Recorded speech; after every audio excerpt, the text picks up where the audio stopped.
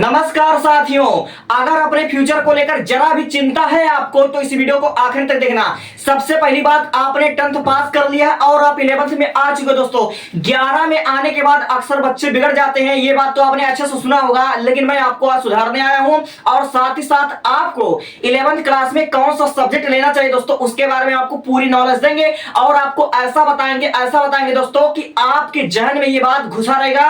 और सबसे बड़ी बात, 11th को बर्बाद करने की गलती मत करना, वरना न जाने कितने लाखों बच्चे तो यूं ही बर्बाद हो जाते हैं दोस्तों। इसलिए यह वीडियो पूरा देखना और 11th में बर्बाद कभी मत होना। मैं शुरू में कह देता हूं 11th में बर्बाद मत होना, क्योंकि 11th में बर्बाद हुआ बच्चा जिंदगी में कुछ नहीं कर पाता है, इस बात को नोट कर लेना। तो आज मैं आपको बताने वाला हूं 11th क्लास में कौन कौन से सब्जेक्ट होते हैं, कितने स्ट्रीम होते हैं और किस स्ट्रीम में सबसे ज्यादा नौकरियां होती हैं, किस स्ट्रीम में सबसे जल्दी गवर्नमेंट जॉब लगता है और किस स्ट्रीम के बच्चे जल्दी सक्सेस होते हैं। क्या मैथ के बच्चे जल्दी सक्सेस होते हैं, क्या बायोलॉजी के बच्चे जल्दी सक्सेस होते हैं, या फिर आर्ट स्ट्रीम अच्छा कि कॉमर्स अच्छा, सब कुछ मैं बताऊंगा। लेकिन अपना दिल दिमाग डाटा तीनों प्रेजेंट रखना और मेरे बातों को सुनते जाना। और भाई मैं बार बार कह रहा हूं 11th वाले बच्चे कभी भी बर्बाद मत होना। सबसे पहली बात, आप 11th में आ चुके हो, अब आपके सामने न जाने कितने ऑप्शन होंगे। आपके सामने साइंस होगा, कॉमर्स होगा, आर्ट होगा और साइंस में भी आपके पास दो रास्ते होंगे। आपके पास पीसीबी यानी फिजिक्स केमिस्ट्री और बायोलॉजी होगा, पीसीएम यानी फिजिक्स केमिस्ट्री मैथमेटिक होगा और आपके पास कॉमर्स हो सकता है, आपके पास आर्ट होता है। कुछ बच्चे तो एग्रीकल्चर ले लेते हैं, लेकिन सबसे अच्छा कौन है, सबसे ज्यादा करियर ऑप्शन कौन है, सब कुछ मैं डिटेल में बताऊंगा। मैं शुरुआत करना चाहता हूं पीसीबी यानी बायोलॉजी वाले स्टूडेंट का, क्योंकि बायोलॉजी वाले स्टूडेंट का चर्चा इस समय बहुत ज्यादा भारत में। नीट का पेपर लीक हो चुका है, इसलिए बायोलॉजी वाले बच्चे चर्चा में हैं और मैं बायोलॉजी के बारे में आपको डिटेल बताना चाहता हूं। और बायोलॉजी के बारे में बहुत से लोगों को अधूरा नॉलेज होता है कि बायोलॉजी मतलब केवल और केवल डॉक्टर है, डॉक्टर से भी बढ़कर चीज है बायोलॉजी में। मैं आपको 30-35 करियर ऑप्शन के बारे में बताने वाला हूं केवल बायोलॉजी में। और दोस्तों जो मैं करियर ऑप्शन बताऊंगा, जैसे आपका लैब टेक्नीशियन हो गया, आपका हेल्थ इंस्पेक्टर हो गया, ये आपका फ्यूचर में डिमांड रहेगा। आपके फ्यूचर में सबसे ज्यादा पैसा किसमें रहेगा, सबसे ज्यादा जो पैसा रहेगा फ्यूचर में, आप मेडिकल, ठीक है, मेडिकल मैनेजमेंट में जाओगे तो वहां पर पैसा रहेगा। आप लैब टेक्नीशियन बनोगे वहां पर पैसा रहेगा। आप हेल्थ इंस्पेक्टर बनोगे वहां पर आपको पैसा मिलेगा, ठीक है। आप फॉरेंसिक साइंटिस्ट बन सकते हो, वहां पर आपको पैसा मिलेगा, फ्यूचर में इसकी डिमांड रहेगी। ये सब बातें मैं बताने वाला हूं। तो मैं शुरुआत करता हूं बायोलॉजी के दमदार सीरीज में। सबसे पहली बात, अगर आप बायोलॉजी लेते हो 11th में तो बायोलॉजी में आपको टोटल 5 सब्जेक्ट पढ़ना पड़ेगा। अगर आप पीसीबी लेते हो तो पीसीबी का full form physics chemistry biology और हिंदी और इंग्लिश तो आपको पढ़ना पड़ेगा। यानी 11th में आपको टोटल 5 सब्जेक्ट पढ़ना पड़ेगा। फिजिक्स केमिस्ट्री और बायोलॉजी, हिंदी और इंग्लिश, 5 सब्जेक्ट आपको पढ़ना पड़ेगा, चाहे जिस मीडियम के बच्चे, हिंदी मीडियम के हो चाहे इंग्लिश मीडियम के हो। फिर उसके बाद 11th से आप नीट की तैयारी करोगे। बहुत से बच्चे नीट की तैयारी करते हैं। जो बच्चा नीट की तैयारी करता है, नीट का तैयारी कौन करता है, नीट का तैयारी वही बच्चा करता है जो फ्यूचर में डॉक्टर बनना चाहता है। तो आप 11th पढ़ोगे, 12th पढ़ोगे और 6 महीने और, यानी 2 साल 2.5 साल आप नीट की तैयारी करोगे। आपका बोर्ड एग्जाम होगा फरवरी में, उसके बाद आपका मई में पेपर होता है। तो आप 2-2.5 साल तैयारी करके नीट एग्जाम क्वालिफाई करके आप डॉक्टर बन सकते हो। जैसे आप नीट क्वालिफाई करोगे, 720 नंबर का ये नीट होता है और 720 में से आप 600 नंबर लाओगे, 620 लाओगे, 650 लाओगे, 700 नंबर लाओगे तो आपको गवर्नमेंट कॉलेज मिल जाएगा, आपको एम्स मिल जाएगा। तो एम्स मिल जाएगा तो आपको डॉक्टर की पढ़ाई बहुत कम पैसों में हो सकती है। जो बच्चे नीट का फॉर्म भरते हैं, नीट के थ्रू आप एमबीबीएस डॉक्टर बन सकते हो, आप बीडीएस यानी दांत का डॉक्टर बन सकते हो, आप बीएएमएस यानी आयुर्वेदिक डॉक्टर बन सकते हो, बीएएमएस यानी आयुर्वेदिक डॉक्टर बन सकते हो, आप बीयूएमएस बन सकते हो यानी यूनानी डॉक्टर बन सकते हो, आप बीपीटी बन सकते हो यानी फिजियोथेरेपिस्ट बन सकते हो। दोस्तों आप बीएलएमटी कर सकते हो, यानी नीट के थ्रू आप 6-7 प्रकार के डॉक्टर बन सकते हो और डॉक्टर कम से कम 20 प्रकार का होता है। आप अच्छे से जानते हो, एक कार्डियोलॉजिस्ट हो सकता है जो हृदय का डॉक्टर होता है, एक न्यूरोलॉजिस्ट हो सकता है, एक सर्जन होता है, एक महिलाओं का डॉक्टर होता है, एक बच्चों का डॉक्टर होता है, एक हड्डी का डॉक्टर होता है। डॉक्टर्स कई प्रकार के होते हैं जो कि नीट के थ्रू बढ़ते हैं, ठीक है, बनते हैं, पहले एमबीबीएस करते हैं, फिर आगे की पढ़ाई अपना करते हैं। समझे मेरी बातें? तो पहला जो सबसे शानदार, सबसे ज्यादा पैसा देने वाला रास्ता है वह नीट। अगर आप डॉक्टर बन जाते हो तो डॉक्टर में भाई अंधाधुंध, मेडिकल लाइन में पैसा बहुत है, ये आपने सुना होगा, लेकिन इसकी रियलिटी में बताऊंगा, ठीक है। पैसा तो है, इस बात में 100% प्रूफ है, ये बात 100% सही है कि मेडिकल लाइन में सबसे ज्यादा पैसा है, सबसे ज्यादा पैसा मेडिकल लाइन में। समझे मेरी बात? अगर आपको मेडिकल लाइन में नहीं जाना है, आप नीट की तैयारी नहीं करना चाहते हो, तो आप क्या कर सकते हो, आप बी फार्मा कर सकते हो, 4 साल की डिग्री होती है। आप डी फार्मा कर सकते हो, 2 साल की डिग्री होती है। तो अधिकतर बच्चों को नीट के बारे में पता होता है, बी फार्मा के बारे में पता होता है, डी फार्मा के बारे में पता होता है। ये 3 चीज के बारे में बच्चों को पता होता है, लेकिन जो चीज बच्चों को नहीं पता है वही तो बताने आया हूं दोस्तों। देखो, अगर आप NEET, B pharma, D pharma नहीं करना चाहते हो, चूंकि बहुत अच्छा करियर ऑप्शन है, लेकिन आपका इंटरेस्ट नहीं है, तो आप क्या करोगे, आप विज्ञान एवं रिसर्च में जा सकते हो। आप विज्ञान एवं रिसर्च में जा सकते हो, जैसे जेनेटिक इंजीनियरिंग, बायोलॉजी का बच्चा जेनेटिक इंजीनियरिंग कर सकता है और फ्यूचर में इसकी डिमांड रहेगी। अगर बच्चा जेनेटिक इंजीनियरिंग कर लेता है, बायोटेक्नोलॉजी में जाता है, तो बच्चा लाख 1.5 लाख रुपया पर मंथ कमाएगा। फ्यूचर में इसकी डिमांड ज्यादा रहेगी। अभी इसके बारे में किसी को आइडिया नहीं है, लेकिन फ्यूचर में देखना यही ग्रो करेगा, समझे? ठीक है, आपको नहीं करना। बीएससी नर्सिंग, बच्चों को बीएससी नर्सिंग के बारे में पता होता है। बीएससी नर्सिंग क्या होता है, 4 साल की एक डिग्री होती है। इसके हिसाब से अगर आप मतलब यूपी सीनेट का पेपर होता है, यूपी सीनेट एक एंट्रेंस एग्जाम होता है, इसको क्वालिफाई करोगे तो 4 साल आप बीएससी नर्सिंग कर सकते हो। और बीएससी नर्सिंग जैसे आप कर लोगे, आप किसी गवर्नमेंट, देखो बीएससी नर्सिंग का खूबी होता है कि इसमें जॉब बहुत मिलती है। इसमें आपको प्राइवेट सेक्टर में या गवर्नमेंट में जॉब बहुत ज्यादा मिलती है, और इसकी जो स्टार्टिंग सैलरी होती है 25,000 30,000 रुपए सैलरी होती है एक नर्स की। और नर्स वाला जो फ्यूचर होगा वो बहुत ब्राइट होगा, क्योंकि एक डॉक्टर के पीछे कम से कम 4 नर्स होना तो अनिवार्य है गवर्नमेंट हॉस्पिटल में। और नर्स की कितनी भूमिका होती है हॉस्पिटल में, ये तो आप अच्छे तरीके से जानते हो, समझे मेरी बातें? अब देखिए, अब आप क्या कर सकते हो, आप मेडिकल टीचर बन सकते हो, बहुत अच्छा करियर ऑप्शन है। आप हॉस्पिटल मैनेजमेंट बन सकते हो, हॉस्पिटल मैनेजमेंट बहुत ही अच्छा करियर ऑप्शन है। हॉस्पिटल मैनेजमेंट के बारे में बच्चों को पता नहीं है, डिटेल वीडियो चाहोगे तो मैं बता दूंगा हॉस्पिटल मैनेजमेंट के बारे में। आप सेना में मेडिकल शाखा में जा सकते हो, आप सेना में जाकर डॉक्टरी कर सकते हो। सेना के डॉक्टर्स होते हैं, आप जानते होंगे, वो भी बहुत अच्छा करियर ऑप्शन है। आप राज्य एवं केंद्र सरकार के स्वास्थ्य विभाग में अच्छे से जॉब पा सकते हो तैयारी करके। ठीक है, आप बीएससी कर सकते हो, बायोलॉजी से आप बीएससी कर सकते हो, आप फिजिक्स से बीएससी कर सकते हो, आप केमिस्ट्री से बीएससी कर सकते हो। बीएससी कर लोगे, फिर एमएससी कर लोगे, फिर उसके बाद आप बीएड कर लोगे, आप एक अध्यापक बन सकते हो। लेकिन बच्चों को अध्यापक में उतनी रुचि नहीं रहती है, लेकिन अगर आपको रुचि है तो आप बीएससी कर सकते हो, एमएससी कर सकते हो, फिर बीएड कर सकते हो, एक अध्यापक बन जाओगे। फिर उसके बाद आप टीचिंग कर सकते हो ऑनलाइन ऑफलाइन। तो अध्यापक भी बहुत अच्छे करियर ऑप्शन है। आप अच्छे जानते हो कि ऑनलाइन टीचर्स कितना कमाते हैं, ऑफलाइन भी अच्छे कमाते हैं, समझे? फिर उसके बाद आपको इतने सारे जिसको नहीं पता उसको मैं बता रहा हूं, ये सब होते हैं करियर ऑप्शंस बायोलॉजी वाले बच्चों के लिए। अब देखो, आप लैब टेक्नीशियन कर सकते हो। लैब टेक्नीशियन क्या होता है बच्चों, अगर आपने अभी तक कभी ना कभी तो आप हॉस्पिटल गए होगे, आपने एक्सरे कराया होगा, आपने सीटी स्कैन कराया होगा, आपने एमआरआई कराया होगा, अपने बॉडी का चेकअप कराया होगा। ठीक है, तो आपने कभी ब्लड टेस्ट कराया होगा, कभी यूरिन टेस्ट कराया होगा, कभी ना कुछ तो टेस्ट कराया होगा ना। आपको पता होगा कि नॉर्मल से चेकअप के लिए 400 रुपए, 700 रुपए, 800 रुपए, 1000 रुपए, 1200 रुपए लग जाते हैं, समझे? वही होता है। आप हेल्थ इंस्पेक्टर बन सकते हो, आप आर्मी में जा सकते हो। बायोलॉजी का बच्चा एनडीए के थ्रू आर्मी में जा सकता है।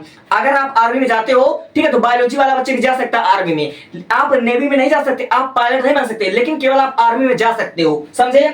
आप बायोटेक्नोलॉजी में जा सकते हो। बायोटेक्नोलॉजी और रिसर्च, ये वाला बहुत बहुत बहुत ब्राइट ऑप्शन है। बायोटेक्नोलॉजी और रिसर्च में जो बच्चा जेनेटिक इंजीनियरिंग में जाएगा उसका फ्यूचर बहुत ब्राइट रहेगा, क्योंकि फ्यूचर में एआई का डिमांड ज्यादा रहेगा। आप लोग अच्छे जानते हो कि एआई कितना डेवलप कर रहा है, और बायोलॉजी के बच्चों के लिए खास ऑफर है। ठीक है, आप फॉरेंसिक साइंटिस्ट बन सकते हो। फॉरेंसिक साइंटिस्ट के बारे में बहुत बच्चों को पता होगा।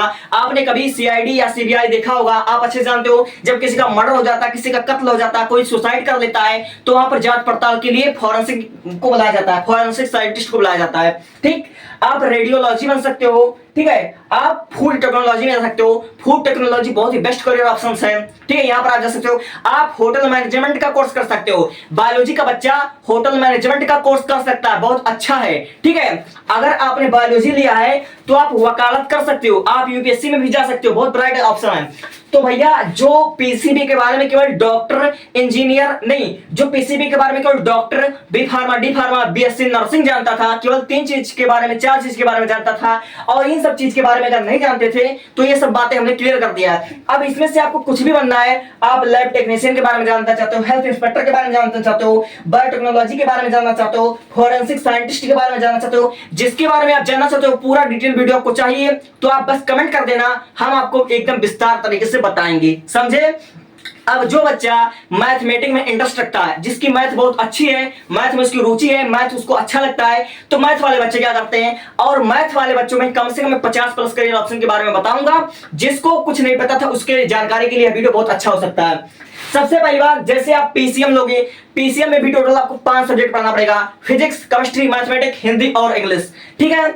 अब उसके बाद देखिए, जैसे 11th में आओगे, आप जेई की तैयारी करोगे। जेई में से परीक्षा होती है जो साल में 2 बार होता है, एक आपका फरवरी में होता है, एक आपका दिसंबर में होता है, नहीं एक फरवरी में, एक साल अप्रैल में होता है, 2 बार होता है, साल में 2 बार आपका परीक्षा होता है, ठीक है। फरवरी के महीने में होता है और एक आपका अप्रैल के महीने में होता है, ठीक है। तो आप इसके थ्रू, जेई मेन के थ्रू आप इंजीनियर बन सकते हो। जेई मेंस क्लियर करोगे, फिर एक और पेपर जेई एडवांस क्लियर करोगे, पहले जेई मेन, फिर जेई एडवांस, फिर उसके बाद आप इंजीनियर बनोगे। अगर आप अच्छे से क्लियर कर ले तो जेई एडवांस, तो आपको गवर्नमेंट कॉलेज मिल जाएगा, आपको आईआईटी मुंबई मिल सकता है, आईआईटी मद्रास मिल सकता है। आपको अगर आईआईटी कॉलेज मिलेगा तो वहां से आप इंजीनियर की पढ़ाई यानी 4 साल का बीटेक कर सकते हो। अगर आप बीटेक कर लेते हो तो आपका लाखों में पैकेज होगा, आपका करोड़ों में हो सकता है। लेकिन आप अगर आप मतलब विदेश में जाते हो तब आपका करोड़ों में पैकेज होगा, और इंडिया में आपका लाखों का पैकेज होगा एक इंजीनियर बनने के बाद। अब इंजीनियर कितने प्रकार के होते हैं? इंजीनियर कई प्रकार के होते हैं, जैसे आपने सुना होगा, ठीक है,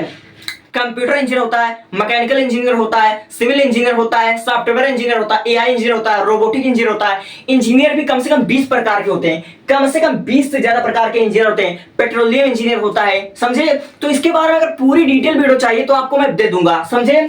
फिर उसके बाद अगर आपको इंजीनियर नहीं बनना है तो आप रेलवे में जा सकते हो, ठीक है। एक परीक्षा होता है एनटीपीसी, एनटीपीसी एक परीक्षा होता है, इसके थ्रू आप रेलवे में जा सकते हो।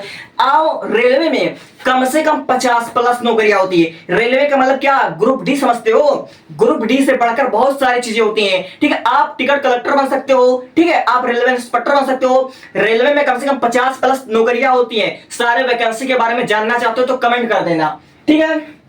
तो आप एनडीए के फॉर्म भरोगे, 11th पढ़ोगे, 12th पढ़ोगे और आप एनडीए का फॉर्म भरते हो। दोस्तों एनडीए बहुत ही अच्छा ब्राइट करियर ऑप्शन है।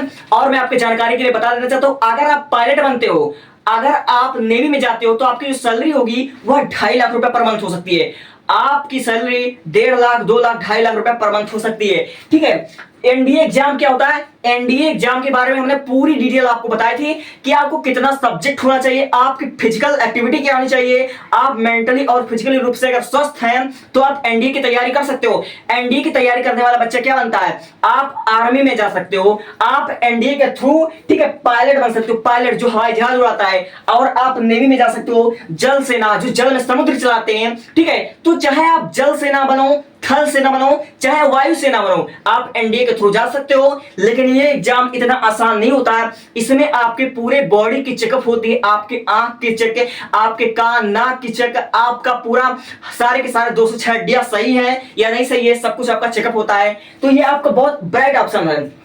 और मैथ के बच्चे, जो मैथमेटिक्स के बच्चे होते हैं, पहले इंजीनियरिंग करते हैं, पहले इंजीनियरिंग करते हैं, उसके बाद वह यूपीएससी का एग्जाम के थ्रू आईएएस बन जाते हैं, आईपीएस बन जाते हैं, आईएफएस बन जाते हैं, पीसीएस। यानी मैथमेटिक्स के बच्चों के लिए यूपीएससी क्लियर करना, पीसीएस क्लियर करना ये बहुत आसान हो जाता है, क्योंकि मेंस में, यूपी सीनेट में, ठीक है, यहाँ पर आपका मैथमेटिक्स के सब्जेक्ट आते हैं। तो आप आईएएस, आईपीएस, आईएफएस, पीसीएस में जा सकते हो, ठीक है। और मैथ के बच्चे एसएससी सीजीएल में जा सकते हैं, पुलिस में जा सकते हैं, दरोगा बन सकते हैं। अगर आपने मैथ लिया हुआ है तो आप दिल्ली पुलिस में जा सकते हो, ठीक है, आप कांस्टेबल बन सकते हो, आप पुलिस दरोगा बन सकते हो।